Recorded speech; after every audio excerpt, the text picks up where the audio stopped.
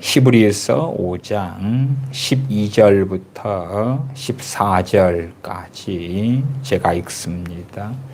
때가 오래므로 너희가 마땅히 선생이 될 터인데 너희가 다시 하나님의 말씀의 초보가 무엇인지 누구에게 가르침을 받아야 할 것이니 젖이나 먹고 단단한 식물을 못 먹을 자가 되었도다. 대저 젖을 먹는 자마다 어린 아이니 의의 말씀을 경험하지 못한 자요 단단한 식물은 장성한 자의 것이니 저희는 지각을 사용함으로 연단을 받아 선악을 분별하는 자들이니라. 아멘. 아멘. 히브리서 5장 12절에 때가 오래므로 때가 오래되었다는 것은 신앙생활한 지 오래되었다 그 말입니다. 주님을 믿은 지 오래되었다. 그래서 당연하게 너희가 마땅히 선생이 될 터인데 장성한 자가 되고 하나님을 아는 지식을 가지고 있고 초신자들에게 하나님의 말씀을 가리킬 만한 신앙의 수준에 이르러야 될 때가 당연하게 되었다. 그렇게 믿음의 신앙의 선생이 될 그러한 신앙의 연수가 되었다. 그런데 너희가 다시 하나님의 말씀의 초보가 무엇인지 누구에게 가르침을 받아야 할 것이니 유감스럽게 신앙의 연수는 오래되었는데 하나님의 말씀의 초보, 기초가 무엇인지 가르침을 받아야 할 것이다 하는 것은 하나님의 말씀의 기초도 제대로 떼지 못했다 하는 것입니다. 제가 학교에 얼마간 있을 때에 고등학생 1학년, 2학년을 주로 가르쳤는데 고등학교 1학년 반 아이들 중에서 한글을 제대로 떼지 못하고 온 아이들이 여러 명 있었습니다. 실업고등학교였고 시골 농촌에 있는 고등학교였는데 유감스럽게 초등학교, 중학교 과정을 거치면서도 한글을 제대로 떼지 못했어요. 그래서 그런 아이들에게 어떻게 하면 고등학교 과목들을 가리키는 것, 그것을 당연히 아이들이 받아들일 수가 없지요. 정상적인 과목의 수업이 아니라 한글을 가르쳐야 되는 그 상황이 되었더랬어요. 그런 것처럼 신앙생활을 오래 했는데 유감스럽게 하나님의 말씀의 초보를 다시 배워야 하는 지경이 되고야 말았다. 왜 그러겠습니까? 하나님의 말씀에 무관심하기 때문에, 관심이 없기 때문에 하나님 말씀 외에 다른 것들에 마음을 두고 살기 때문에 그렇죠. 그럼에도 신앙을 유지하고 있다는 자체만으로도 하나님의 은혜 중에 은혜고 기적 중에 기적이 될 것입니다.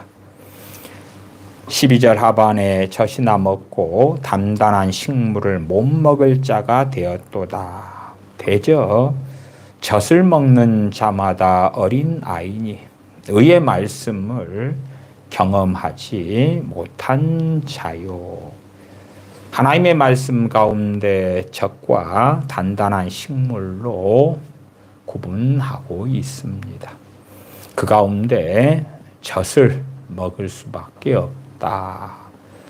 그러면 젖을 먹는 자는 어린아이다. 영적인 어린아이다 하는 이야기입니다. 의의 말씀을 그런 자들은 경험하지 못했다. 갓난아이가 있는데 갓난아이가 기저귀에 똥을 쌌다고 그 아이를 어떻게 초달할 수가 있겠습니까? 말기른들 알아먹겠습니까?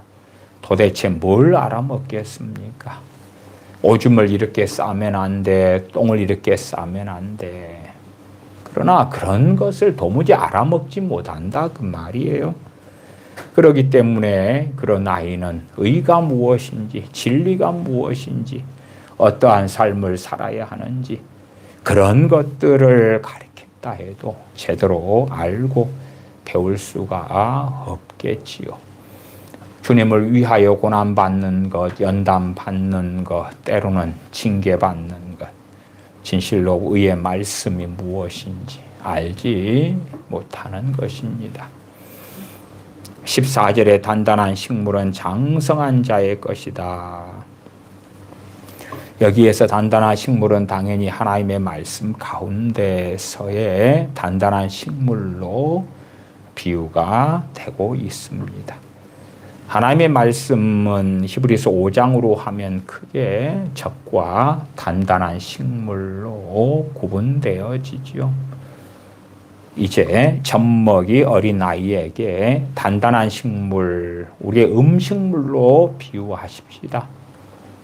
그러한 아이들에게 소고기가 있다. 그러면 구워서 바로 먹이지는 못합니다. 이빨도 없는데 젖먹이 아이에게 소고기를 굽고 삼겹살을 구워서 상추에 싸가지고 먹일 수는 없는 것 아닙니까? 닭도리탕을 해가지고 먹일 수는 없죠. 삼계탕을 해서 먹일 수는 없죠. 젖이나 먹어야 하는 것이죠.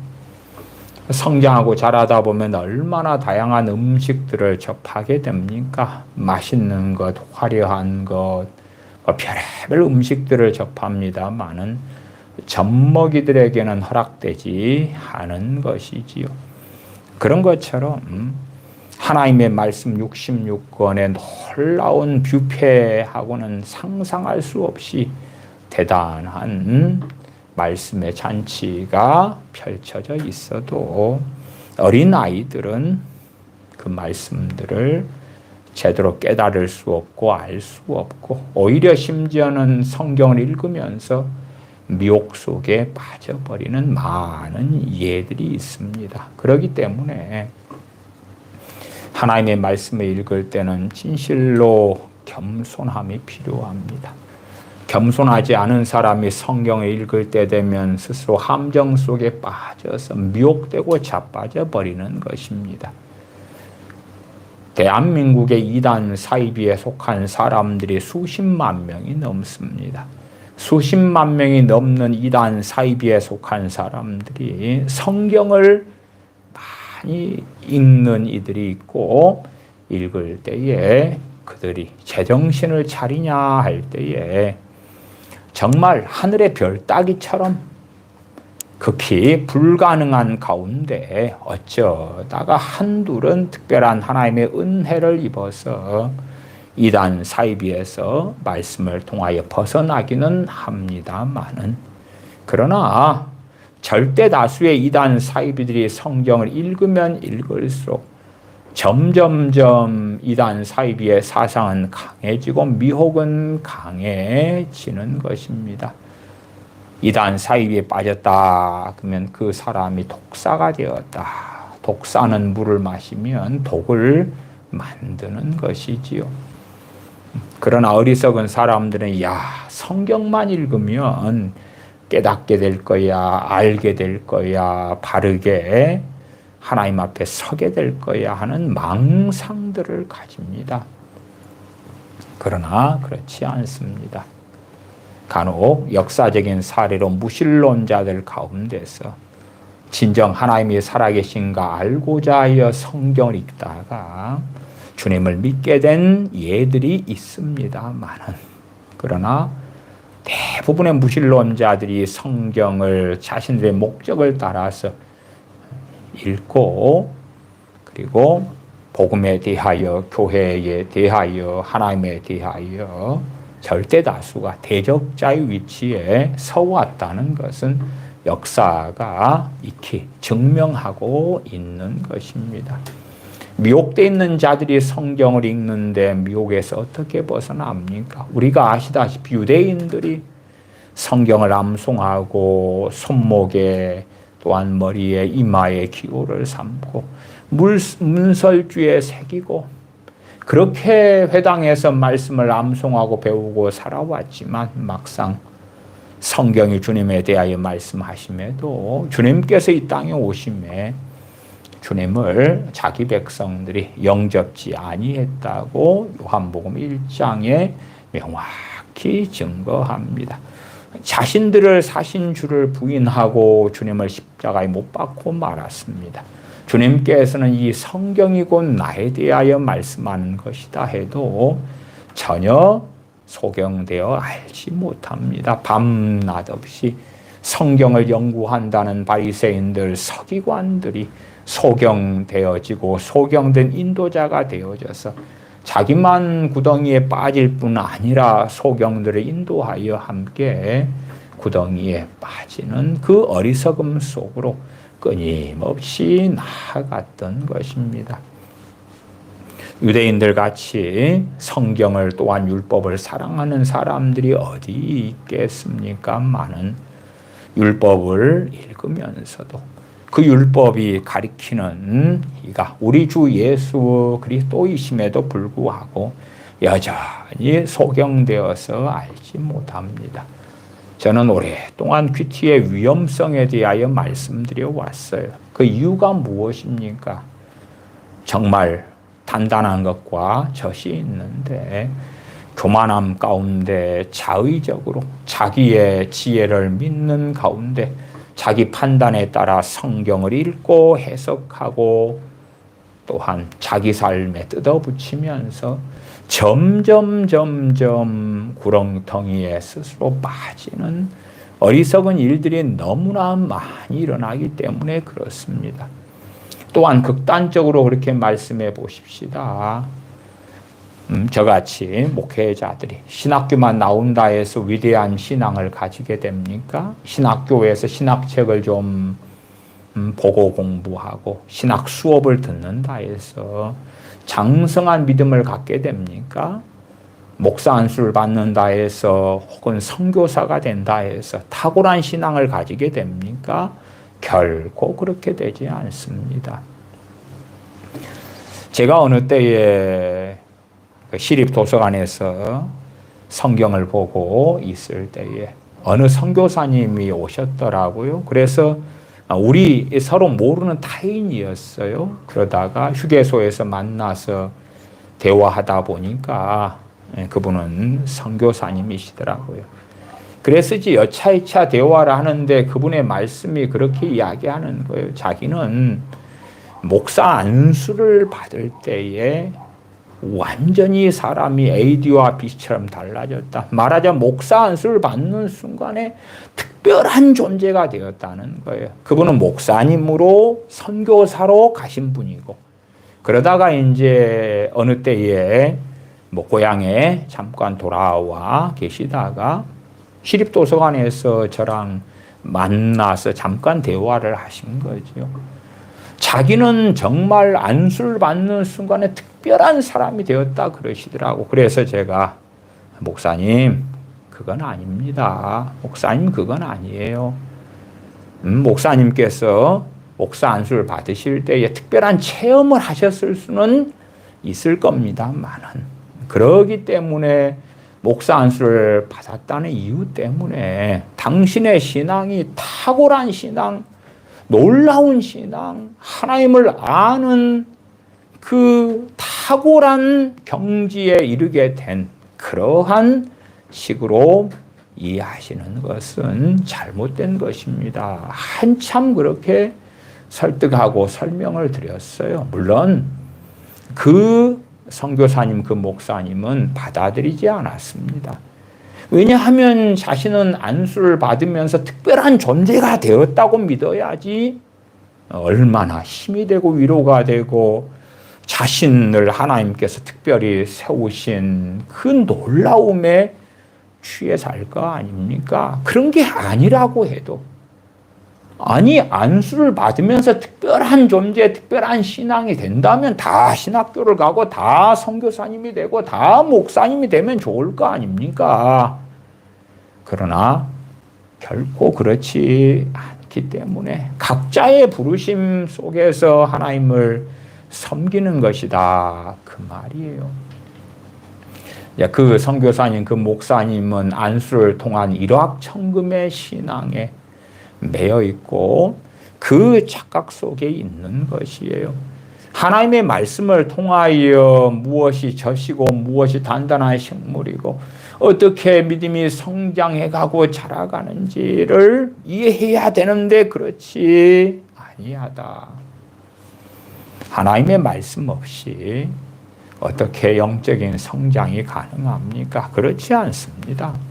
제가 성령 충만에 대해서도 많이 설교해 왔습니다. 성령 충만 받는다고 그 사람 신앙이 탁월해지고 위대해지고 놀라워지지 않습니다.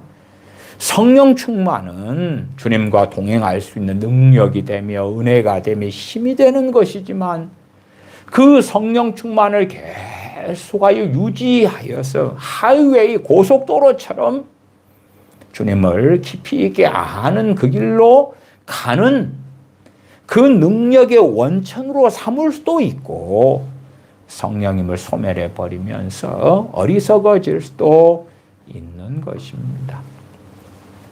제가 오늘 드리고자 하는 말씀은 14절 하반의 말씀을 요지로 말씀드리는 건데 저희는 그들은 지각을 사용함으로 연단을 받아 선악을 분별하는 자들이니라.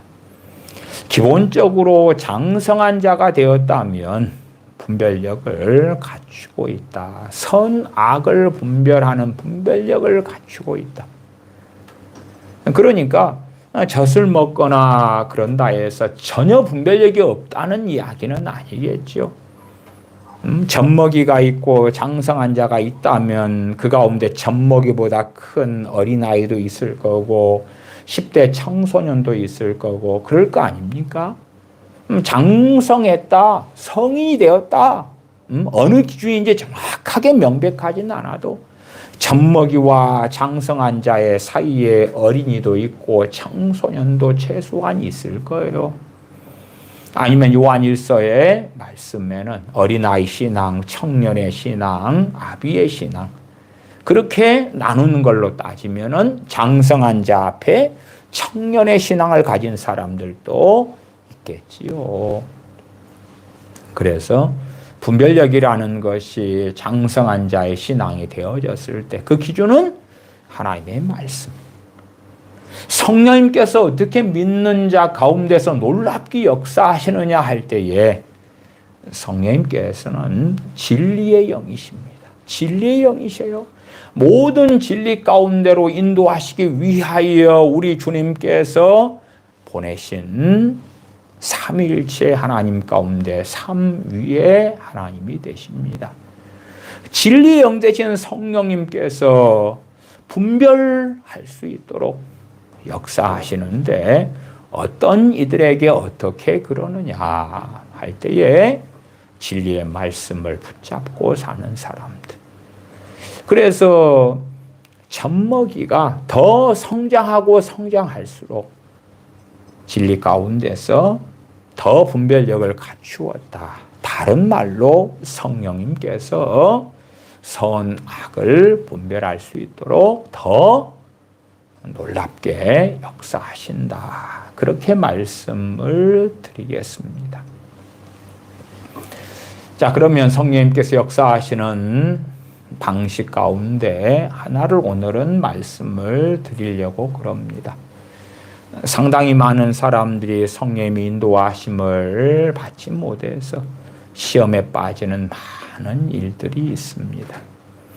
주님께서는 이렇게 기도하라 하시면서 주님의 기도를 가르쳐 주셨는데 주님의 기도의 끝으로 오면 시험에 들게 하지 마옵시고 라는 기도를 가르칩니다. 또한 다만 악에서 구하옵소서. 시험에 들게 하지 마시고 어떤 일, 어떤 사건 속에서 얼마든지 우리는 시험에 들게 되어집니다. 가령 우리가 어떤 계획을 가지고 있다고 합시다. 그 계획을 가지고 있는데 그 계획이 뭐 일상적으로는 여행의 계획이다. 아니면 어디에 방문을 해야 된다. 뭔가를 사야 된다. 물론 살 때에도 뭐 작은 물건들이 아니겠죠. 자동차나 아파트나 그러한 우리의 인생에 굉장히 큰 이러한 살 것들이다. 그러한 일들이 있다. 심지어는 뭐 자녀라면 자녀가 어느 대학을 간다. 그런 상황 가운데 이제 주님 의지하고 그 길을 행할 때의 기준입니다. 그냥 단지 내 육신에 따라서, 내 정욕을 따라서, 내 지혜와 내 판단을 따라서 행하고 살아가는 사람들의 경우는 성령님께서 선악을 분별하도록 역사하시는 경우는 거의 없습니다. 거의 없어요. 심지어는 우리 자녀들이 주님 안에서 거하고 살지 않는데 내 자녀들이 시험에 빠지게 되는 상황, 그런 상황에 부모에게 사인이 오는 경우도 거의 없습니다. 드물게는 있을 수 있어요. 여러 상황과 조건 속에서요. 그러나 일반적인 상황에서는 그렇게 자녀가 육적으로 살아가고 육적인 판단을 내리고 육적으로 행하는데 그것이 스스로 시험에 빠지는 것이고 악에 빠지는 일이 되어지는데 그것으로 인하여 부모에게 사인이 오는 경우는 거의 없습니다. 거의 없어요. 극단적으로 한국의 많은 부모들은요, 이 거짓된 중보기도에 빠져가지고 자녀들을 위해서 기도만 열심히 해주면 자녀들을 하나님이 지켜주셔야 되고 보호해 주셔야 되고 마귀가 안 건드려야 되고 어려움이 없어야 되고 시험에 안 들어야 되고 그런 망상을 하는 경우가 많은데 그건 다 거짓말입니다. 다 거짓말이에요. 제가 자주 자료를 말씀드리지 않습니까? 대한민국 부모들처럼 자녀를 위해서 많이 기도하는 부모들은 전 세계 교회 가운데는 거의 없습니다. 심지어는 1000번째 물이다. 그래가지고 1000번의 헌금을 바치면서 하나님께 기도하는 많은 교인들이 있지 않습니까? 그러면 자기를 위해서보다도 상당히 많은 사람들은 누구의 이름으로 하냐 그러면 자식의 이름으로 해요.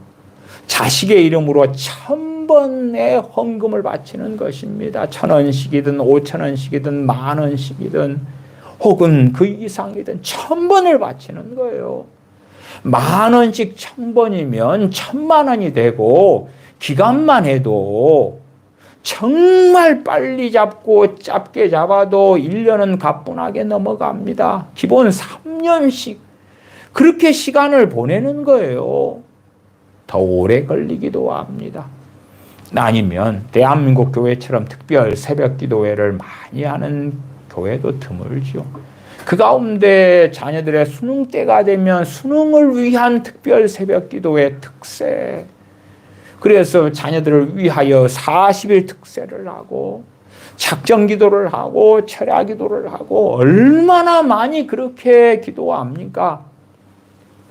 그러나 몇 년 전에 한국 대학생 선교회에서 조사하고 발표된 것은 대한민국의 자녀들은 일반적으로 대학의 진학률이 70%가 넘을 때가 많습니다.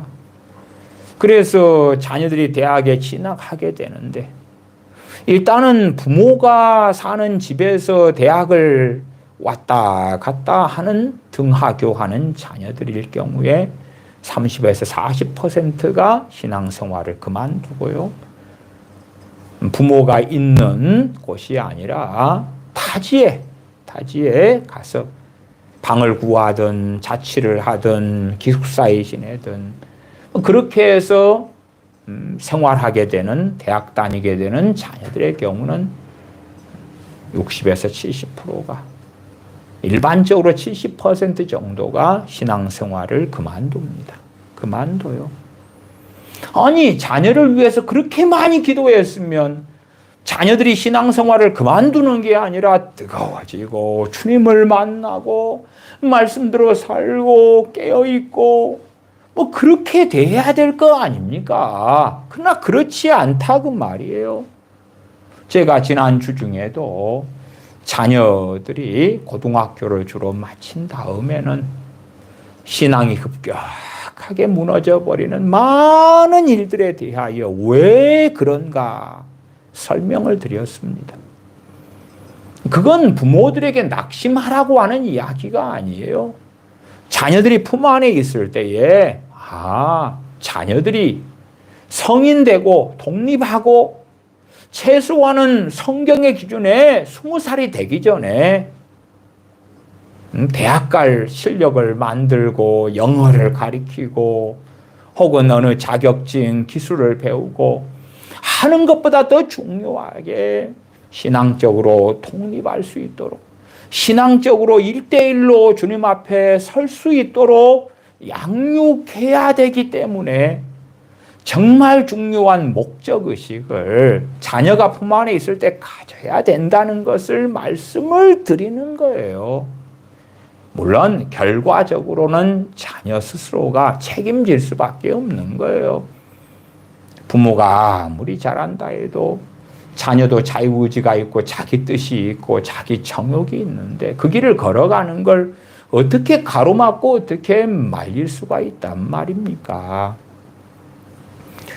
저는 고등학교 2학년 어느 때부터 새벽기도 생활을 시작했습니다. 그래서 계속 새벽기도하고 밤에 기도하고 철야도 하고 기도원에 가서 금식도 하고, 그러나 그 가운데 제 선친께서는 초등학교 때 돌아가셨고 어머니와 신앙생활을 하지만 어머니께서 제게 새벽기도 좀 가자 권한 적이 한 번도 없어요. 제가 스스로 새벽기도를 가는 거죠. 내 주님, 내 하나님, 내 신앙, 내 믿음이니까 내가 스스로 새벽기도를 가는 거죠. 내가 스스로 철야기도회를 가는 거고, 산상 집회에 있으면 가는 거고, 동네 부흥회가 있으면 내가 쫓아가는 거예요. 그냥 내 신앙, 내 믿음이지 누가 대신해 줄 수 없는 거예요. 그러니까 고등학교를 마치고 대학을 가도 신앙의 변동이 있는 게 아니에요. 차이가 없어요. 이미 고등학교 마치고 부모 품을 떠나기 전에 내가 주님 앞에서 1대1로 서 있으니까 예배 가자. 아이고 나 좀 잘 거예요. 오늘은 싫은데 마지못해 가고. 그것은 자녀들이 주님을 제대로 안 믿으니까 그렇고, 주님을 믿는다면 이제 부모가 가자. 예배 좀 드리라. 기도 좀 해라. 뭐 좀 해라. 성경 좀 봐라. 그럴 필요가 전혀 없어야지 되는 거지요. 없어야지.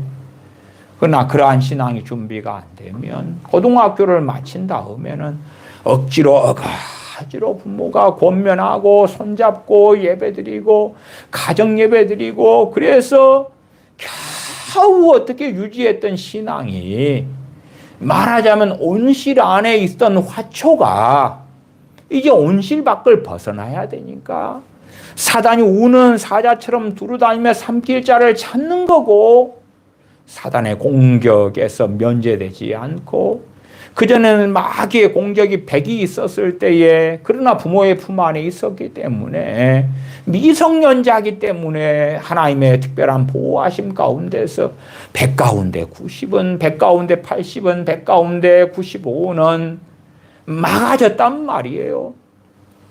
그러니까 우리가 부모 품 안에 자녀들이 있는데 악하고, 품 안에 있는데 예의를 밥 말아 먹었고 입에 욕설을 달고 살고 미워하고 저주하고 산다 그러면 얼마나 그 자녀가 악한지를 알 수가 있는 거예요. 부모 품 안에 있을 때 괜찮게 살던 자녀도 품을 벗어나면 막이 밥이 돼가지고 이리 자빠지고 저리 자빠지고 이리 끌려가고 저리 끌려가게 되는 거예요. 왜? 1대1로 주님 앞에 자기가 서지 않았을 때 당연한 결과가 되는 거예요. 그러나 온실 안에서 부모의 신앙 밑에 부모의 울타리 밑에 보호받는데 완악하고 거짓말에 욕설에 분노에 적개심에 미움에 원망에 그렇게 살아간다면 정말 참담한 일이 되고야 말아요. 우울증 하나만 생각해 보십시다. 부모 품 안에가 있으면요, 우울증 같은 경우도 상당히 많이 커버가 되어져요. 하나님의 보호하심이 있단 말이에요. 더군다나 크리스천의 자녀들은 그러하지요. 더 그러하다 그 말이에요. 그러면 열의 우울증이 올 때에 한 개, 두 개 말고는 막아지는 거예요. 그러나 이제 품을 벗어나면 그대로 자기가 책임지고 당해야 되는 거예요. 품 안에 있을 때에 말하자면 부모가 돈을 대고 밥을 해주고 학교에 보내주고 그런 기간 동안에 공부를 제대로 해야 되는 것처럼 학교에 보내주고 등록금을 내주고 교복을 장만해주고 학용품을 장만해주고 공부할 수 있도록 뒷바라지를 해주고 그럴 때 공부를 안 하면 나중에는 어떻게 되냐 그 말이에요. 그러니까 부모 품 안에 보호받으면서 하나님을 섬기고 신앙과 믿음을 튼튼히 해야 될 때에 그렇게 하지 않는 자녀들은 허송세월이 되고 마는 거예요. 그 다음에 온실 안에서 밖으로 나가는데 준비가 안 된 거예요. 준비가 안 돼. 어떻게 견뎌낼 수 있겠느냐 그 말이. 막이 밥이 돼서 이리 끌려가고 저리 끌려가고 그렇게 되고야 말아요. 우리가 보통 어떤 계획을 세웠다. 그런데 근심이 생긴다고 하십시다. 이런 계획을 세웠어. 근심이 생겨요. 그러면 그 근심이 성령님으로부터 올 수도 있는 거예요. 마귀로부터 올 수도 있는 거고. 그런데 어떤 계획과 일 가운데 근심이 오는 경우에는 성령님으로부터 오는 근심일 경우가 생각외로 많습니다. 최근에 어느 선교사님의 연락을 받았습니다. 5월 초에 선교하러 미얀마로 갈 계획을 잡아 놓으셨더군요. 그 소식을 제게 한 달 전에 이미 연락을 해 오셨어요. 그런데 한 달 전에 소식을 받았을 때 이상하게 깨꾸름한 거예요. 이게 왜 이 한 달 뒤에 미얀마로 선교하러 가시는데 왜 이것이 이 마음속에 뭔가가 걸리지? 왜 뭔가가 걸리지? 그리고 한 달을 고심했어요. 한 달을 고민하고 생각하고. 그런 다음에 이제 가시기 얼마 전에 연락을 드렸어요. 그랬더니 그런 말씀을 하시는 거예요. 정말 미얀마 같은 치안이 좋지 않은 곳에 자주 또 종종 다니시는데 지금까지 한 번도 두려움에 잡힌 적이 없었대요. 근데 이번에는 두려움이 엄습하는 거예요. 두려움이 계속 오는 거예요. 그래서 이것을 어찌해야 될까? 어찌해야 될까? 그렇게 말씀을 하시는 거예요. 그래서 저도 선교사님께서 미얀마 가신다는 소식을 전에도 미얀마 가시고 또 가시는 것 다 또 알고 있고 후원하고 막 그렇게 했지만은 이번에 가시는 것은 저도 좀 이상한 뭔가를 느낀 바가 있었다. 그러면서 선교사님께 이번 일정이 아니라 가령 한 달 뒤에 가신다고 가정하고 기도를 해보셔라. 그럴 때도 두려움이 있는지 남아있는지, 혹시 그렇다면 또 일정을 2달 뒤에 가시는 것을 상정하고 기도를 해보셔라. 그때에도 여전히 두려움이 있는지. 그러니까 1달 뒤, 2달 뒤, 혹은 뭐 1달 반 뒤, 3달 뒤 이런 식으로 연장을 계속시키는데 계속하여 두려움이 있다면 그것은 성령님께로부터 오는 것이 아닐 가능성이 높아지죠. 육적인 그런 두려움일 수도 있겠지요. 그러나 그렇게 일반적으로 일정을 바꿔가지고 했을 때에 평안이 오고 그 두려움이 사라지면 이번에 일정 가운데서는 위험한 일이 생기는구나. 그걸 알 수가 있는 거예요. 그 위험한 일도 정도마다 다르지요. 끔찍한 일이 벌어질 수도 있는 거예요. 어떤 목사님 사모님이 남편 목사님이 부흥사신데 평생을 부흥사로 살았다가 어느 때 이제 부흥의 일정을 가지고 새벽에 출발을 하는데 전날부터 너무나 불안하고 초조한 거예요. 답답한 거예요. 뭔가가 손에 잡히지 않는 거예요. 자녀들이 중학교 고등학생이고 그러니까 아침 되면 음식 해가지고 주고 막 그런데 전날에 또 자녀 고등학생 자녀는 뭐 어쨌든 수능 같은 거 도와주고 어떻게 하고 교인들 교회도 살피고 목사님 사모님이니까 여러 가지 일이 있을 거 아니에요. 근데 전날에는 더군다나 일이 손에 안 잡히는 거예요. 너무나 마음에 번민이 있고 힘든 거예요. 도대체 이게 왜 그러지? 근데 지각이 별로 없었어요. 영적인 지각이. 보통 사람들은요, 그런 번민이 오고 답답함이 오고 그러면 자꾸만 단세포는 뭐냐 그러면 성령님으로부터 오는 것은 기쁨이 오고 평안이 오고 감사가 오고 은혜가 오고 그렇게 생각. 마귀로부터는 두려움이 오고 근심이 오고 절망이 오고 우울함이 오고 그 단세포로 사는 사람들이 너무 많은 거예요. 선악을 분별하는 지각이 없어요. 그런 사람들은 없어요. 유감스럽게 그 목사님의 사모님은 그 지각을 어쨌든 지각을 통하여 일이 손에 안 잡히는 거예요. 너무 힘들어요. 번뇌가 오는 거예요. 근데 무슨 일인지 몰랐어. 그리고 이제 다음날 새벽에 목사님이 부흥에 어느 교회 간다고 출발했는데 고속도로에서 교통사고로 직사하셨어요. 그러니까 알게 된 거지. 그 일이구나. 그러니까 부흥사는 목사님은 자기의 영적인 상태에 대하여 무슨 일이 있을 것에 대하여 지각이 없어요. 그분은 지각이 없어. 그러니까 일반적으로 육적인 부흥사로 살았다는 이야기가 된 거고, 그거 말고 이 목사님 사모님은 얼마간의 영적인 지각이 있었어요. 그러니까 성령으로부터 사인이 오는 거예요. 물론 거기에서 크게 2가지를 말씀드리면 어떨 때는요, 기도만 충분히 해도 그 일정에 따라 움직여도 되는 경우가 있습니다. 저도 마찬가지예요. 어떤 일정, 어떤 일이 있을 때에 근심이 오면 대부분의 경우 말하자면 절반보다 훨씬 많이는 충분한 기도만 하면 성령으로부터는 염려, 근심이 사라집니다. 사라져요. 기도로 맡기는 거예요. 빌립보서 4장 6절에 아무것도 염려하지 말고 오직 모든 일에 기도와 간구로 너희 구할 것을 감사함으로 하나님께 아뢰라.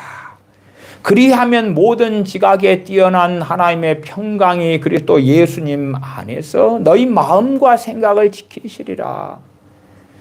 아무것도 염려하지 말고 염려가 생겨요. 물론 장성한 자들은 거기에서 오는 염려가 육적인 염려인지 영적인 염려, 성령으로부터 비롯된 염려인지를 알아요.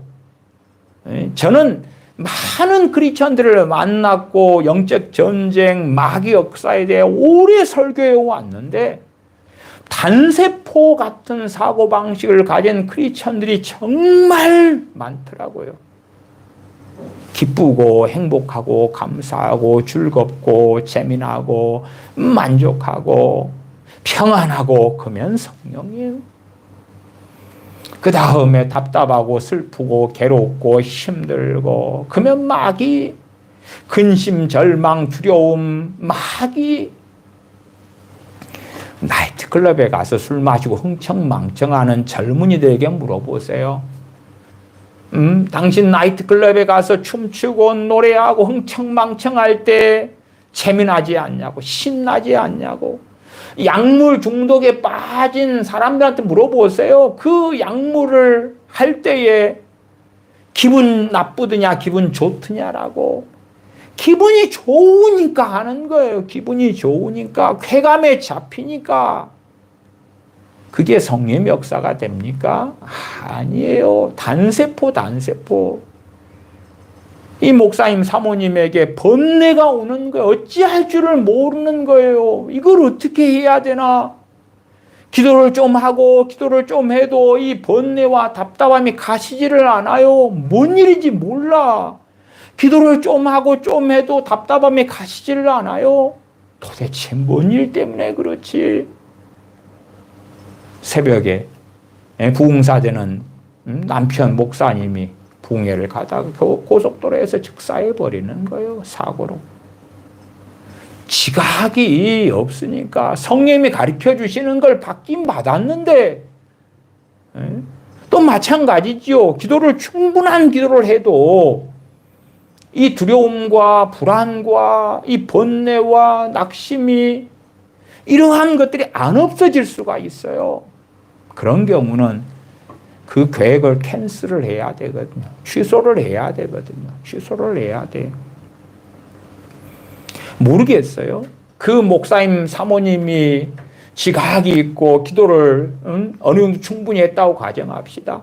그래도 여전히 번뇌가 오고 정말 이상한 두려움에 잡히고 이게 마귀역사는 아닌 것 같은데 그렇게 했다면 남편 목사님에게 목사님 기도를 하면서 버스 기차를 타고 가시든지 아니면 남의 차를 운전해 주는 걸 부탁하든지 아니면 다른 크게 문제가 있는 것 같아.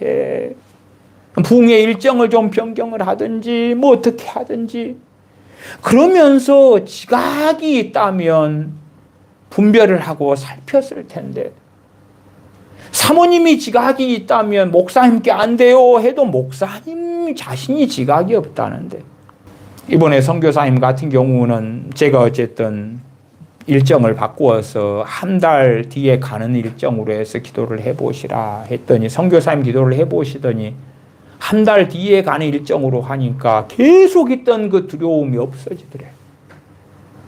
그리고 특별한 문제 없이 한 달 뒤에 가는 일정으로 바꿀 수 있었다고 연락을 해오셨어요. 지각이 있으시니까 나는 그 두려움이 어디서 온 줄 상관하지 않고 이겨버리겠어. 믿음으로 돌파해버리겠어. 물론 절반 이상에 되는 문제는 기도의 부족 때문에 오는 경우가 많아요.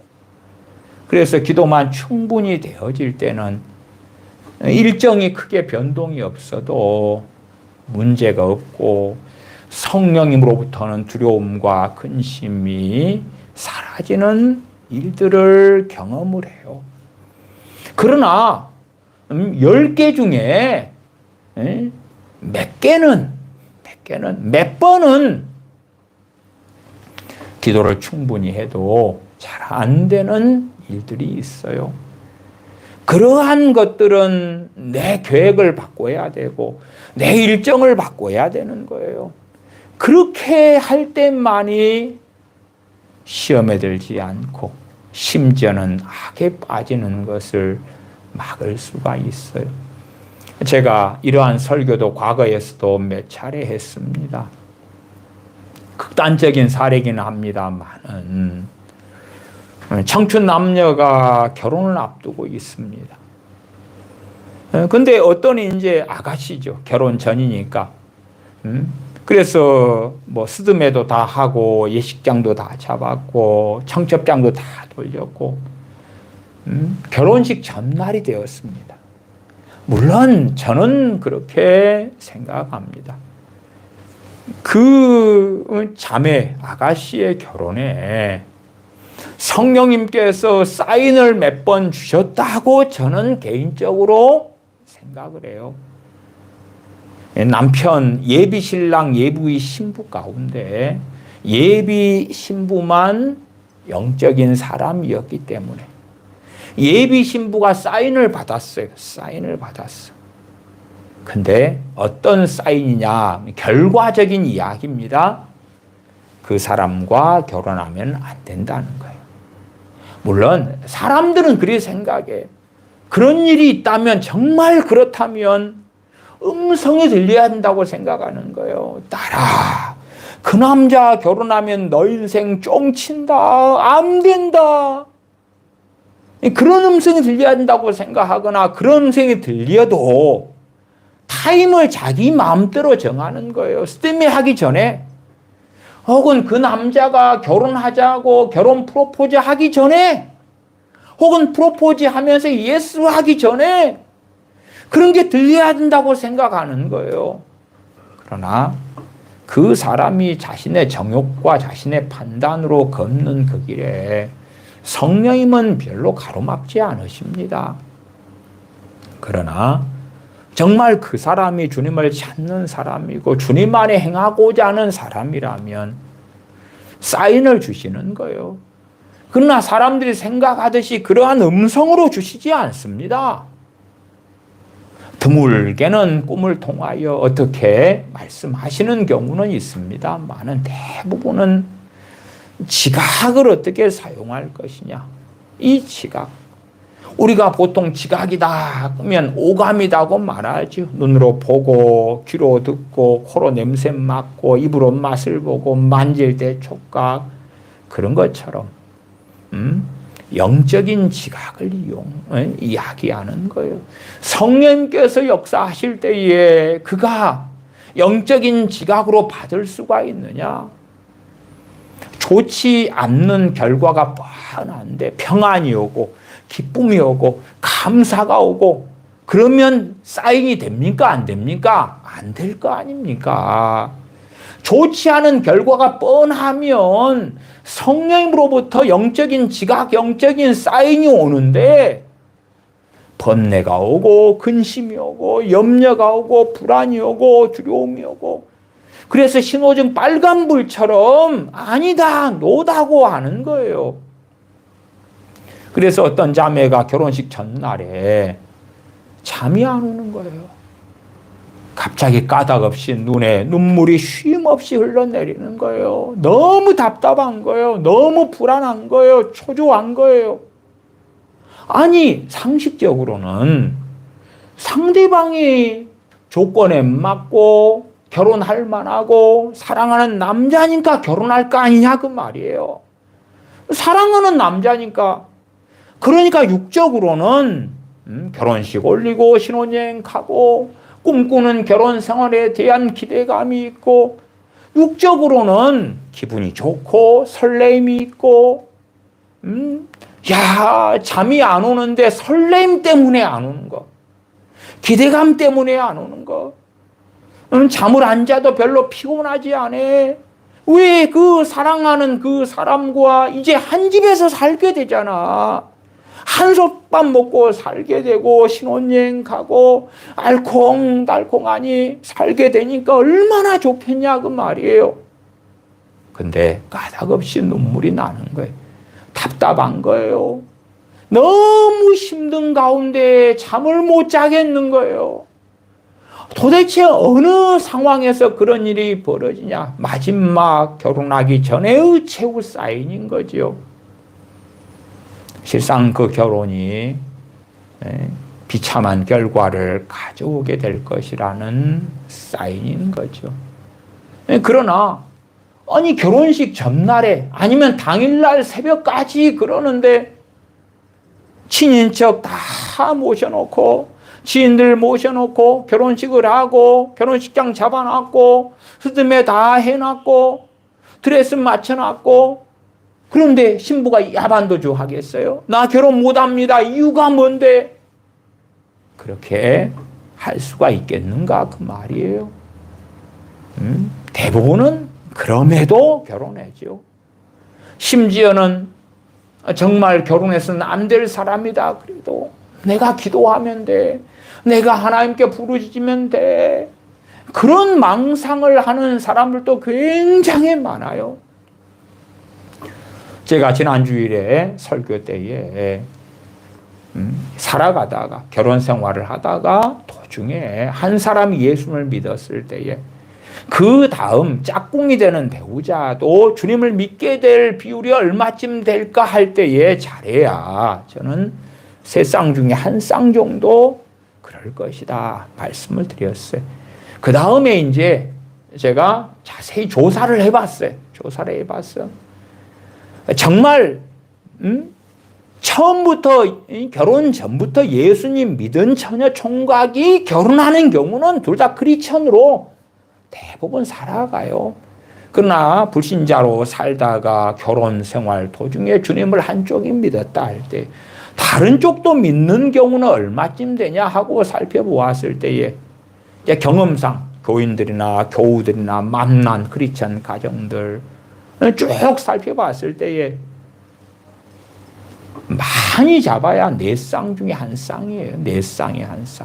그리고 5쌍에 1쌍 정도 비율 되는 것 같습니다. 5쌍에 1쌍 정도. 그리고 점점점 믿는 비율이 떨어져요. 말하자면 5 부부 중에 한 부부만 예수님 믿는데 그 다음에 4 부부는 1명만 예수님 믿어요. 시간이 흘러가면 그 1명도 주님을 등지고 떠나는 경우가 많아요. 그 다음에 기껏해야 5 부부 중에 1명의 안 믿는 배우자가 도중에 믿게 되고 혹은 정말 많이 잡았을 때 4명 중에 1명 배우자가 믿게 되어서 2명 다 예수님 믿게 되지만 그러나 실상 그럼에도 진리의 길을 걷고 변화되고 주님 닮고 그러한 경우는 거의 없습니다. 드물게 있어요. 겨우 신앙생활이라도 하고 예배라도 드리려고 그러고 그러면 그러한 상대편 배우자가 된다 그러면 저는 100점 만점에 120점을 드리고 싶어요. 그만큼 그런 이들까지도 희소한 경우예요.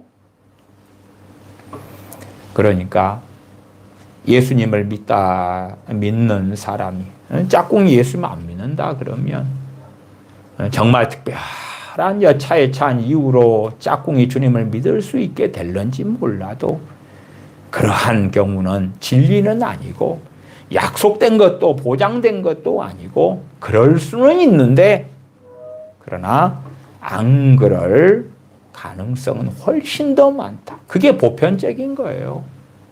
심지어는 한쪽만 믿는 그 사람도 주님을 등지고 떠나는 경우도 점점점 많이 이 세대에는 일어나고 있는 것입니다.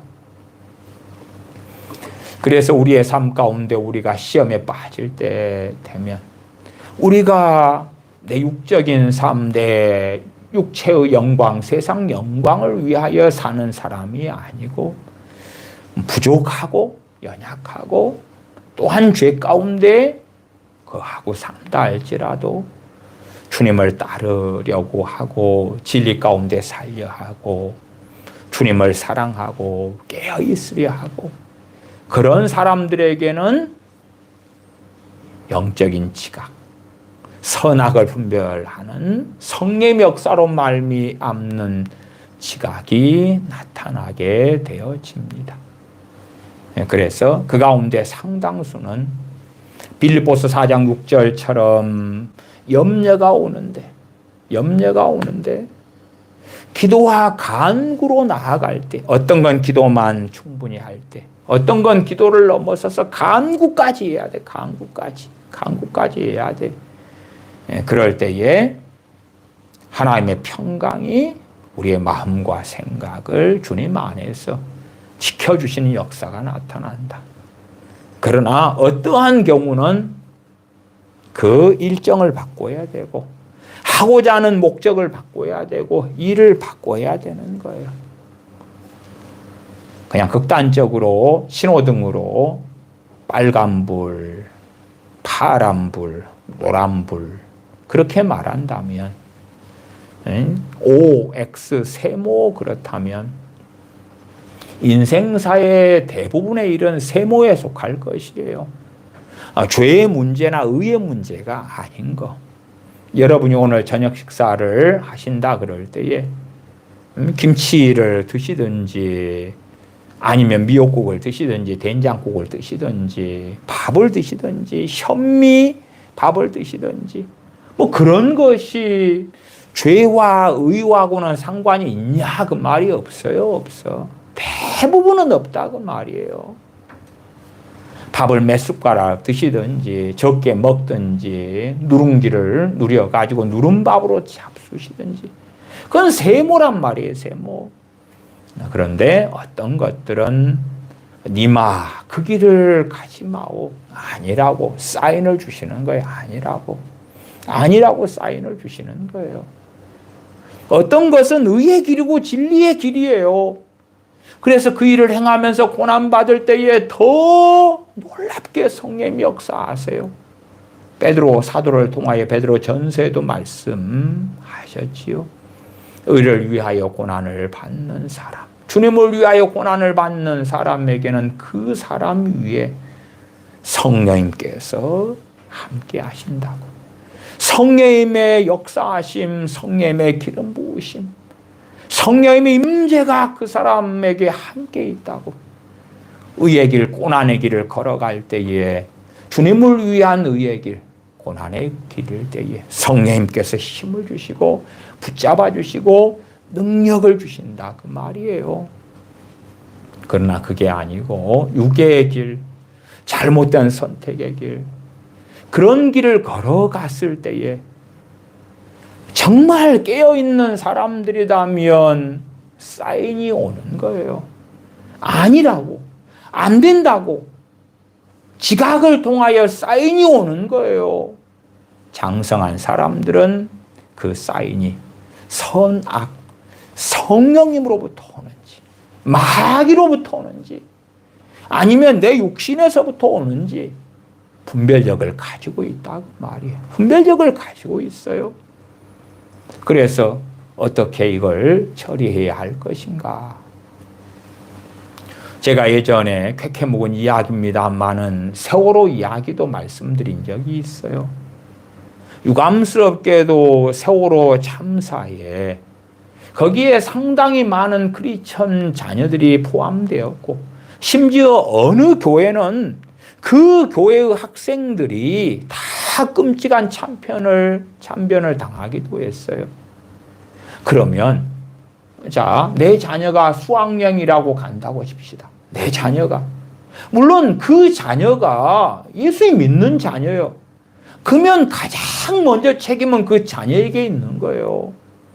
수학여행을 제주도로 가니까 설레이고 기쁘고 좋아. 그런데 성령님께서 주시는 사인은 뭐냐 그 말이에요. 사인은 뭐냐? 절대 다수의 크리스천이라고 하는 학생들이 성령님이 주시는 사인을 받지 못했어요. 세상 사람과 똑같은 거예요. 수학여행 가니까 기쁘고 설레이고 재미나고 유행가 부르고 그렇게 가다가 참변을 당하는 거예요. 모르죠? 그 가운데 어떤 학생이 받았는데도 무시하고 갔을런지. 그러면 어느 크리스천 학생이 뭐 하나쯤은 받았다고 가정하십시다. 수학여행 가는데 육은 제주도에 가니까 설레이고 기쁘고 뭘 구경하고 뭘 먹고 얼마나 재밌을까. 육은 설레일 텐데 성령님이 주시는 감동으로는 불안하고 초조하고 번뇌가 일어나고 그랬다면 과감하게 나는 무슨 일인지 모르지만 수학여행 안 갈래요. 나는 안 갈래요. 돈 다 내놨는데 안 갈래요. 그걸 과감하게 선택할 수 있을까? 쉽지 않겠죠. 하나님을 아는 진실로 선악을 분별하는 지각을 가진 사람이라면 그 길을 선택할 수 있을런지 모르지요. 마찬가지로 부모들도 그래요. 자녀들이 수학여행 가서 재미난 시간 보내다 와라. 용돈 여기 있다. 그런데 영적인 지각이 있다면, 심지어는 장성한 자라면 이미 언제부터 사인이 올 거예요? 자녀가 학교에서 수학여행 동의서 여기 있습니다. 돈은 얼마랍니다. 그렇게 이제 부모에게 가져왔을 때에, 그때에 부모는 기도해 보겠지요. 이게 오케이인지 아닌지, 이게 어떤 것인지, 그것 때문에 답답하고 근심이 되고 불안이 되고 초조하고 그러면 내 자녀가 수학여행 가는 것에 문제가 있구나. 이게 문제가 있구나. 물론 자녀가 대부분 육적이고 정욕적이니까 신령한 부모가 가면 안 돼. 뭔 일이 있는지 몰라도 가면 안 돼. 그래도 자녀는 그것 때문에 부모하고 싸우려 할 거고 실망할 거고 원망할 거고 짜증낼 거고 분노할 거고 그럴 수 있겠지요. 신령한 부모는 어떻게 자녀를 양육하여 분명히 이 일 가운데 뭔가가 있다. 근데 이게 수학여행에 대한 것이니까 이 일정 가운데 아마 사고가 있을 성쉽다. 무슨 일이 벌어질 성쉽다. 이건 안 될 것 같다. 아니면 시간을 며칠 가지고 함께 기도를 해보자. 그래서 기도를 충분히 한 다음에 그때의 이 염려와 불안과 두려움이 사라지면 그대로 진척을 해 나가면 되겠다. 수학여행을 가라. 그러나 우리가 함께 기도함에도 이 불안인 낙심이 또 초조함이 번뇌가 사라지지 않으면 이 수학여행은 안 되겠다. 근데 문제는 부모 중에서 한 명은 받았어. 근데 다른 쪽이 신령하지 않은 사람이 못 받아. 제가 앞에 어느 목사님 사모님하고 부흥사 목사님의 경우를 이야기했어요. 그 부흥사 목사님은 받지를 못하는 육적인 사람이고 사모님은 받긴 받았어. 그런데 제대로 된 연단을 안 받고 경험이 없는 거예요. 이게 뭔 상황인지 모르는 거예요. 나중에 사고가 터져서 남편 목사님이 고속도로에 즉사한 다음에야 이것이었던 모양이다. 그리고 느끼게 되는 슬픈 일이 벌어지는 거고. 부부가 둘 다 크리스천이에요. 근데 한쪽은 뭔가를 받았어. 한쪽은 아무 일 없는데 당신 유별나 이상해. 그렇게 한다고 칩시다. 신앙생활하는 부모 중에 한쪽도 못 받는데 자녀는 받겠냐 그 말이에요. 자녀는 육적인 것밖에 없겠지. 갈라디아서 5장에 성령을 쫓아 행하라. 그리하면 육체의 욕심을 이루지 아니하리라. 육체의 소욕과 성령님의 소욕이 서로 충돌하고 부딪히면서 너희가 원하는 것을 하지 못하게 하려 함이라.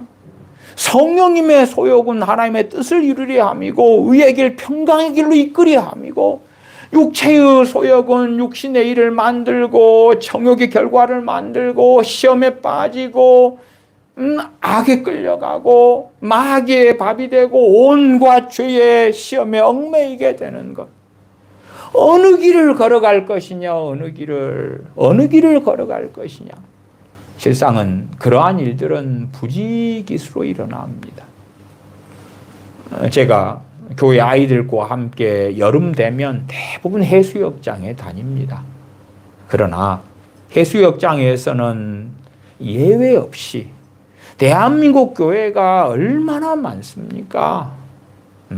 전에야 6만 5천 교회 그러다가 코로나 전에 이미 8만 교회를 훌쩍 넘었습니다. 왜? 대한민국 교인 수는 줄어들어도 목회자 수, 목사 안수 받는 숫자는 계속 늘어나고 있거든요. 그런 이들이 갈 곳이 없으니까 교회를 개척할 수밖에 없는 거예요. 그러면 교회 수는 계속 늘어나요. 8만여 교회 이상. 물론 코로나를 통하여 만여 교회가 문을 닫았습니다만은 지금은 정확히 어떤 통계인지 잘 모르겠네요. 그래도 최소한 7만 교회 이상은 될 거라고 봅니다. 교회가 그렇게 많으니까 그 많은 교회들에서 여름 되면 여름 수련회를 초등학교, 중고등부 등이 한다면 해수욕장에 갈 거 아닙니까? 바다에 물놀이를 교회들마다 가는 거예요.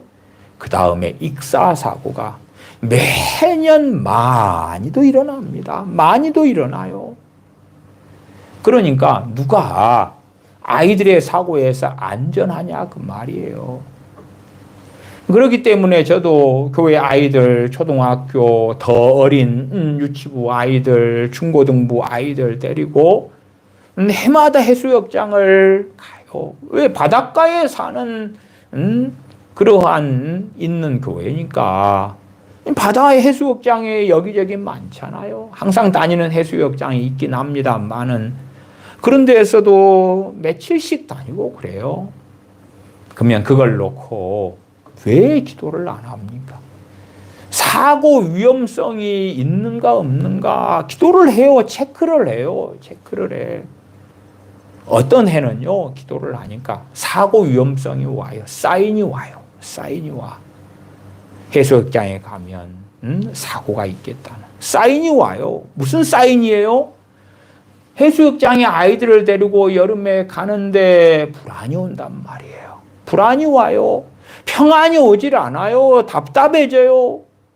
그러면 충분한 기도를 하죠. 그래도 안 없어지면 그때는 그 여름 해수욕장에 아이들이 그렇게 기다렸지만 데리고 가는 계획을 취소합니다. 취소해요. 그래서 저는 그렇게 행했을 해들이 있어 왔습니다. 또한 아이들 데리고 해수욕장에 가면은 아이들은 항상 위험할 수 있기 때문에 주님께 지혜를 구해요. 지혜를. 주님 어떻게 해야 됩니까?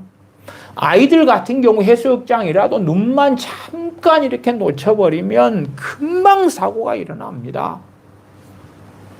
네, 그래서 지혜를 구할 때에 첫째는 주부를 타게 하지 말아라. 주부를.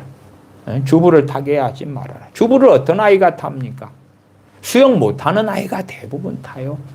그러면 바닷물살에 휩쓸려서 발이 안 닿는 곳으로 가요. 버티고 있다 힘 빠지면 도루룩 들어가는데 그걸 어떻게 다 보고 있어요. 해수욕장에 사람들이 또 많을 거 아니에요. 주부가 없으면 헤엄 못 치는 아이는 깊이 있게 못 가는 거예요. 가고 싶어도 못 가. 헤엄을 못 치는데 그러니까 바닷가에서만 물이 낮은 곳에서만 놀아요. 그게 첫 번째 원리. 주부를 타게 하지 말아라. 주부를 타게 하지 말아라. 두 번째는 가슴 높이 이상은 못 가게 해라. 가슴 높이. 그래서 가슴 높이 이상 아이들이 갔다. 심지어 헤엄을 잘 치는 아이들도 갔다. 그럼 그런 아이들도 벌을 주는 거예요. 그래 단속을 시키는 거예요. 왜? 헤엄을 잘 치는 일부의 아이들이 있지만 못 치는 아이들도 있으니까 같이 어울리다 보면 깊은 곳으로 들어가면 한순간에 방심이 무서운 일을 만들거든요. 기도하면서 어쨌든 그런 지혜 등을 얻어서 첫 번째, 두 번째, 세 번째 그런 안전수칙들을 만들어가지고 계속 강조하고 그 다음에 이제 아이들 가슴 높이 되는 데가 주로 저는 항상 들어가서 서 있어요. 아이들과 놀면서도 그 제 선을 그어서 이 이상은 가면 안 돼. 무조건 이 안에서만 놀게 하고 바닥이 완만한데 갑자기 급경사로 되는 바다나 해수욕장은 가지 않고 피하고 그런 장소는 피하고 그렇게 철저하게 지키고 그러면서도 놓고 기도하다 보면 사인이 와요. 아니라고. 그러나 대한민국의 7만여 교회 이상이 되는 교회들에서 여름마다 죽는 아이들이 나와. 여름마다. 세월호에 그렇게 많은 소위 크리스천 아이들이 갔다가 끔찍한 사고가 일어났어요. 왜 그 아이들은 자신의 생명인데 몰랐느냐? 그 부모들은 나라 탓, 대통령 탓, 정부 탓, 아니 자신이 왜 성령으로부터 그 사인을 받지 못했느냐 하는 거예요. 못했느냐. 과거에도 말씀드렸습니다만은 전에 코로나 시국 때에 마이애미에서 큰 아파트가 무너져서 주저앉은 적이 있어요. 그 참사가 일어났어요. 그 가운데 사정을 자세히 들어보면 살아난 사람들 가운데 크리스천이 꽤 있었어요. 사인을 받았어. 어떤 할아버지는 밖에 수영장에서 수영하고 있다가 집에 있는 손주를 빨리 데리고 나와라는 막 강력한 감동에 집에 가서 손주를 데리고 나오니까 얼마 후에 아파트가 주저앉는 거예요. 10몇 층짜리가 12층인가 얼마 그랬지요. 그래서 살아난 사람들 가운데 크리스천들이 자신들에게 온 그 분별력, 그 감동을 이야기하는 거예요. 그래서 그런 여러 사연들을 가지고 당시에 좀 이야기도 하고 그랬던가 어쩐가 싶어요. 그러니까 왜 인생사에 중요한 일이 있을 때에 믿는 사람들, 특별히 14절에 장성한 자들, 지각을 사용해야 되는데 지각을 하나님을 아는 것만큼 성령님께서 역사하시고 우리는 어떻게 장래일을 압니까? 많은 성령님께서 장래일을 알려주시기 때문에 우리는 내일 일을 알지 못하는데 다음 달의 일을 알지 못하는데 사인을 주시니까 알려주신다고 말이에요. 알려주셔요. 제가 교회 아이들과 한참 다니는 그 봉구스 밥버거 지금은 뭐 거의 없앴습니다만은 싸고 컵밥이고 아이들의 입맛에 맞고 봉구스 밥버거에 애들 많이 데리고 다녔어요. 단골집이거든. 애들한테 너무 중고등 학생, 뭐 초등학생들에게 너무 맛있고 또 제가 아이들을 사서 먹이는데 부담이 별로 없는 가격이고 그랬어요. 평상시처럼 어느 때 갔는데 음식을 먹기가 싫은 거예요. 먹기가 싫어. 음식을 시켰는데 먹기가 싫은 거예요. 그 전에도 사인이 하나 왔었는데 하나 놓치고 그 다음에 음식을 시킨 다음에 사인이 오는 거예요. 평상시에 아이들과 함께 먹고 맛있게 먹었던 식당이니까 음식이 왔으면은 이 육체의 소욕은 야 맛있겠다 침이 꼴딱꼴딱 넘어가고 하는데 영의 소욕은 성령으로부터 오는 사인은 먹기 싫은 거예요. 싫은 마음이 오는 거예요. 아니 먹고 싶어서 제가 주문했을 거 아니에요. 먹기 싫은 마음이 오는 거예요.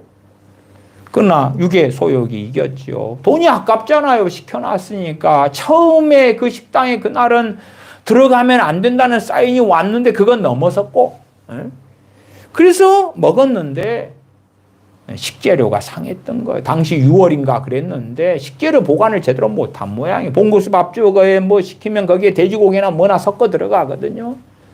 그래가지고 그 다음에 이제 탈이 나고 그렇게 해서 고생을 막 하는 거예요.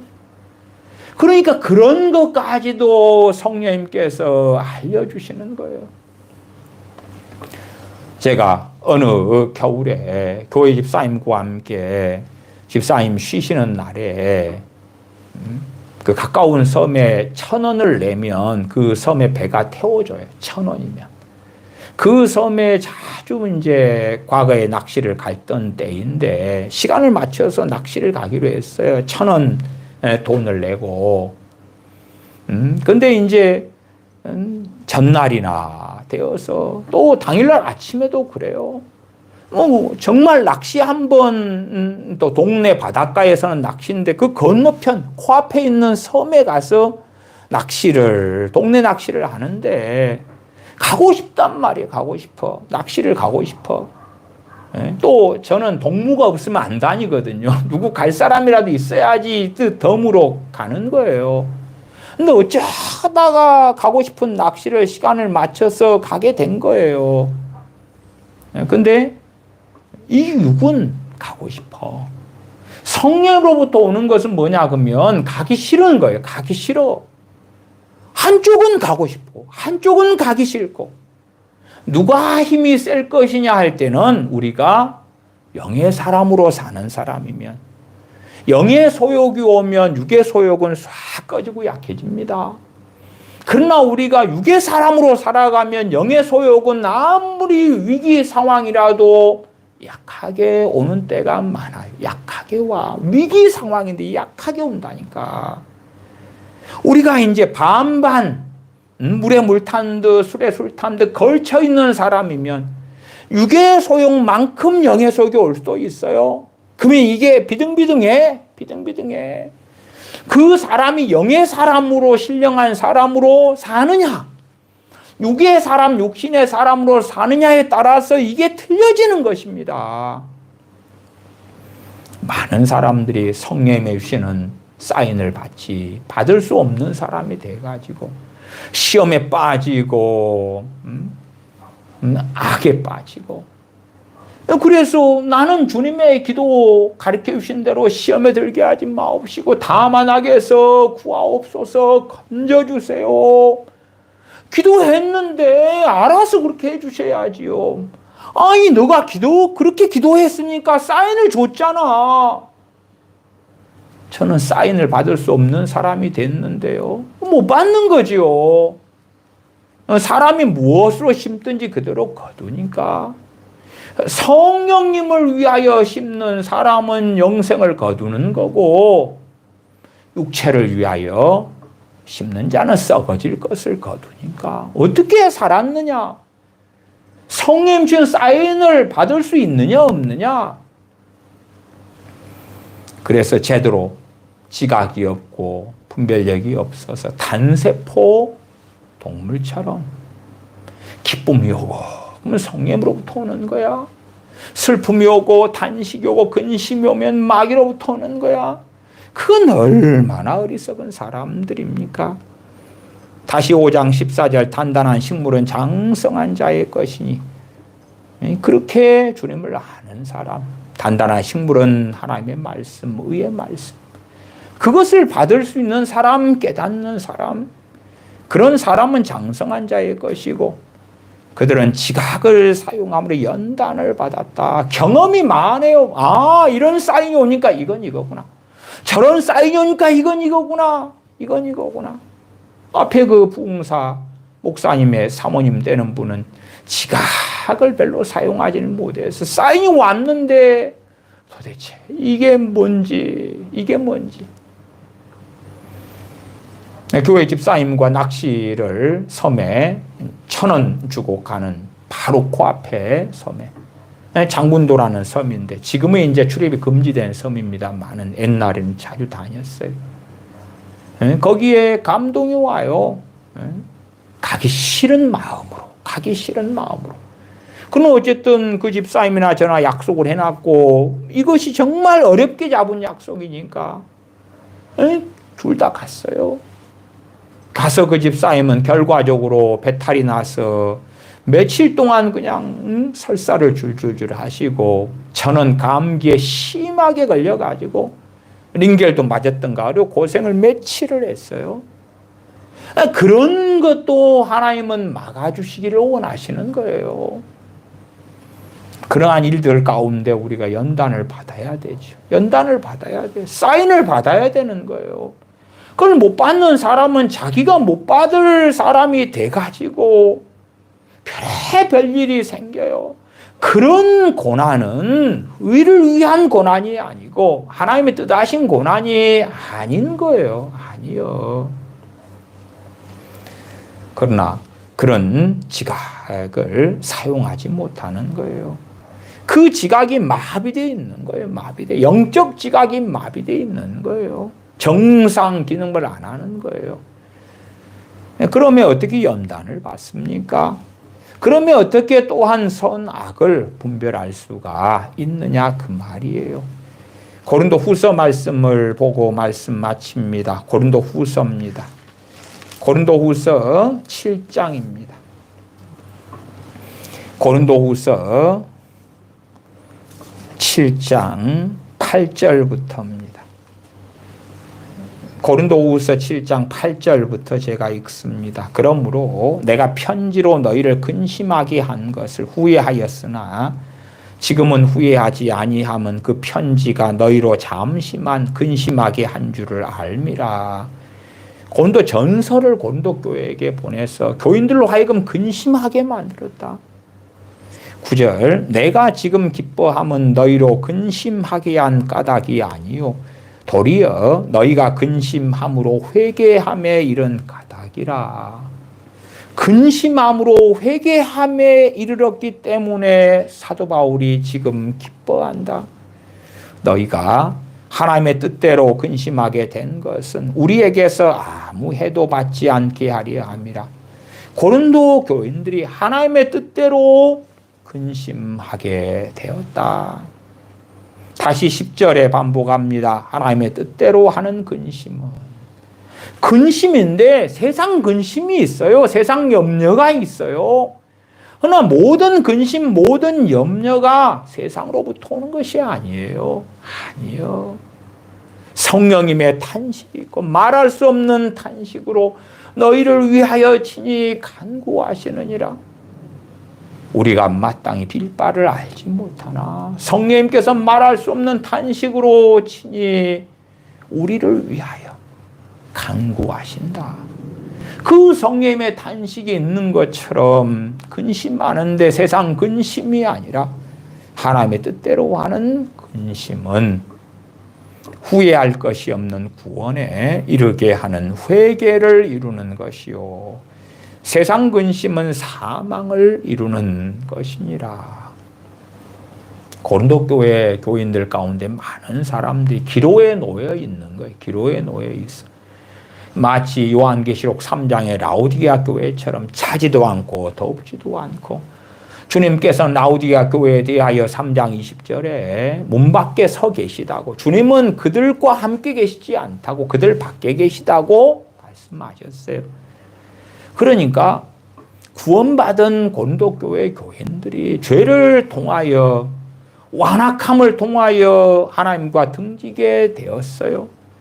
구원받은 이들이 구원을 상실하게 되는 상황 속에 들어가고야만 것이에요. 상당한 고린도 교회 교인들이. 다시 10절 하나님의 뜻대로 하는 근심은 후회할 것이 없는 구원에 이르게 하는 회개를 이루는 것이요. 구원에 이르는 회개, 이미 구원받았는데 그러나 주님 밖으로 나가고야 말았고 주님과 등지게 되고야 말았고 마치 사대교회 대부분의 교인들처럼 살아있다 하는 이름은 가졌으나 죽은 자들이 되고야 말았어요. 그러니까 하나님 뜻대로 하는 근심을 통하여 구원에 이르는 회개를 이루게 되었다. 그 말이 누가요? 고린도 교인들이. 고린도 교인들이 우리는 세례받았으니까요. 주님 믿으니까요. 구원받았는데요. 그런 사람들은 주님 안에 거하면서 계속 산 사람들이고 연약함과 부족함과 죄가 있지만 회개하면서 진리 가운데 100번 넘어져도 다시 일어나서 걷는 그 사람들이고 그것 말고 죄를 지어도 죄가 죄인지를 모르고 거짓말을 하고 완악하게 시기 질투로 분쟁 가운데 살아가도 그렇게 살아도 돼 하는 어리석은 사람들에게 사도 바울이 고린도 전서를 통하여 그러한 죄들에서 돌이키라고 회개하라고 책망하고 외칠 때에 정말 이렇게 살면 안 되는구나 하는 근심 탄식. 근데 왜 근심하냐 그러면 그러한 죄들에서 돌이킨다는 것이 실상 쉬운 일이 아니니까 잠깐 그냥 잘못했어요 하고 나는 이제 의롭게 되었네, 깨끗하게 되었네, 바르게 되었네 그렇게 되지 않는단 말이에요. 마치 공부하는 습관이 없는 자녀에게 공부 좀 해라 그랬더니 아이고 엄마 감사해요. 정신이 확 차려지네요. 지금부터 하루에 10시간씩 이렇게 공부할게요. 그렇게 되지 않잖아요. 공부하는 습관이 없는데 어떻게 공부 좀 하라는 이야기 듣고 공부할 수 있냐 그 말이에요. 그렇지 않지요. 기도하지 않고 성경을 상고하지 않는 자녀에게 기도 좀 해라. 성경 좀 읽어라. 그러니까 자녀가 듣고 아이고 엄마 아빠 알았어요. 오늘부터 뜨겁게 기도하고 뜨겁게 찬양하고 하나님 말씀을 묵상하고 난 그렇게 할게요. 그러면서 그게 가능해집니까? 안 그렇단 말이야. 안 그래. 그러니까 곤도교회 교인들은 근심하는 거예요. 그러나 그 근심은 세상 근심이 아니라 하나님의 뜻대로 하는 근심으로 회개를 낳는 거예요. 마치 어떤 유대인들이 사도들이 증거하는 주님의 복음을 듣고 형제들아 우리가 어찌할꼬 회개하고 주 예수를 믿으라. 그렇게 할 때에 그들이 회개하면서 주님께 나왔던 것처럼 구원에 이르는 회개를 하나님 뜻대로 하는 근심을 통하여 곤도 교인들은 다시금 이루게 되었다는 것입니다. 그러나 세상 근심은 사망을 이루는 것이니라. 우리가 어떠한 근심을 할 것인가? 어떠한 근심은 세상 근심이 대반일 거고 그런 사람들 그 세상 근심을 한다. 그래도 빌립보서 4장 6절에 아무것도 염려하지 말고 오직 모든 일에 기도와 간구로 너희 구할 것을 감사함으로 하나님께 아뢰라. 그때 하나님의 평강이 그리스도 예수님 안에서 너희 마음과 생각을 지키시리라. 육신에서 오는 평강, 돈이 있어 오는 평강, 건강하기 때문에 오는 평강, 그게 아니라 모든 지각을 초월한 그 하나님의 평강이 우리에게 올 것이다. 그 평강이 차지하고 있으면은 다른 게 들어올 자리가 없고 그 평강이 차지하고 있으면 기존에 있는 세상 염려가 세상 탄식이 물러갈 거 아니냐 그 말이에요. 또한 오늘 말씀의 중심 내용 가운데에서는 성령님께서 주시는 사인을 받을 수 있는 사람이 되어라. 영을 줍는 사람이 그 사인을 받을 수가 있어요. 육을 줍는 사람은 자신의 육체가 원하는 걸 위하여 그걸 포기하지 않고 내려놓지 않고 심지어는 육체의 욕심을 이루려고 달려가면서 그것이 문제가 있다는 걸 알면서도 하나님 내가 40일 작정기도 할 거예요. 하나님은 모든 게 전능하시잖아요. 막 그러는 어리석은 사람들이 있어요. 제가 아는 어떤 권사님은 남편이 사업을 해요. 근데 그 권사님은 주로 하는 것이 남편이 예를 들어서 A라는 사업을 해요. 그러면 그 사업을 이제 시작하게 된다고 합시다. 40일 작정기도로 하는 거예요. 그 사업이 잘 되게 해달라고. 그 다음에 사업의 영역을 넓혀가지고 A 할 뿐 아니라 B라는 것도 새로 하게 돼요. 그러니까 그 남편 되시는 분이 장로님인데 이제 B라는 사업을 하려니까 기도해줘. 그러면 그 권사님 B라는 사업을 넣고 40일간 뭐 또 작정 기도를 하는 거예요. 여차여차해서 많은 경우 잘 됐어요. 그러니까 자신들의 경험을 통하여 어떤 사업을 놓고 40일 작정 기도하고 열심히 기도로 뒷받침하면 되는구나 하는 이상한 데이터, 이상한 체험을 얻게 된 거예요. 그러나 그런 것이 항상 통할 수가 없잖아요. 그러니까 당연히 어느 때가 되니까 어려움을 당하는 거예요. 그런 기도는 주술적인 기도고 샤머니즘적인 기도거든요. 예전에 제가 목회했을 때 교인들 있었어요. 어느 집 부부 집사님 가정이 있었는데 저희 교회 신앙생활 잘 하시다가 이제 타지로 이사를 가셨어요. 근데 저는 그렇게 가르친 적이 없는데 어느 때 이제 그 남편분이 사업을 했단 말이에요. 근데 그 사업이 세모일 때는 그렇죠. 세모일 때 X가 아니고 세모일 때는 아니, 그런 사업이 있으면 그걸 놓고 기도할 수 있잖아요. 그 자유가 있으니까. 저는 그런 걸 말리는 게 아닙니다. 그런 걸 말리는 게 아니에요. 물론 그것보다 먼저 하나님의 나라와 하나님의 의를 앞세우고, 하나님의 나라와 하나님의 의를 살아야 되지만, 우리 인생사 속에서 세모인 일, X가 아닌, 죄가 아닌 일, 그런 일을 놓고 하나님의 도우심을 구할 수 있어요. 막히는 게 있으면 기도와 간구로 하나님께 감사함으로 아랠 수가 있단 말이에요.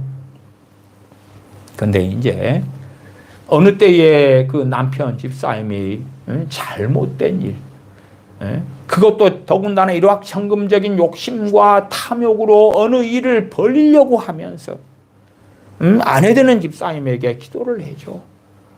당신이 기도하면 풀리게 돼 있어. 그러니까 이 아내 되는 분이 말렸어요. 맨 처음에는 제정신이었어. 아내 되는 여자 집사님이 여보 그건 안 될 것 같아. 그건 아닌 것 같아. 그런데 말렸는데 한다는 거예요. 해. 그리고 어느 때 이제 타지에 계시다가 저희 교회에 들리는 길에 왜 거기에가 친정이 있고 시댁이 있으니까 내려오셨어요. 그래서 들리셨길래 그런 이야기를 할 때에 제가 아닙니다 집사님. 그런 걸 놓고 기도하는 것이 하나님을 기쁘시게 못합니다. 그런 걸 놓고 기도하는 건 선하지 못하고 바르지 못합니다. 그런데 그 여자 집사님이 오히려 더 미혹돼가지고 남편이 그런 일을 한다고 하니까 그리고 한다고 그냥 고집을 세우고 밀고 나가려니까 저는 그것을 놓고 하나님께 간절히 기도하고 더 기도하면 하나님은 들어줄 수밖에 없어요 하는 걸로 밀고 나가는 거예요. 집사님, 그러면 망합니다. 망합니다. 큰일 납니다. 큰일 납니다. 안 되는 건 안 되는 것입니다. 그 내용을 들어보면 그건 탐욕인 줄 아시잖아요. 정욕인 줄 아시잖아요. 남편분의 정욕이에요. 그러면 망합니다. 여자 집사님도 이미 안 들어.